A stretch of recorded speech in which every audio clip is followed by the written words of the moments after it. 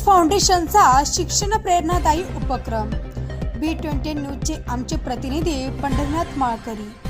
घनसावंगी तालुक्यातील गोंधळी हातगाव येथे हंस फाउंडेशनचे शिक्षण प्रेरणादायक घोंगडी हातगाव व परिसरातील 10 अंगणवाडीमधील 100हून अधिक बालकांना पाटी व खडू बॉक्स वाटप करून शिक्षणाची गोडी रुजवण्याचा सुंदर प्रयत्न माऊली दोबोले।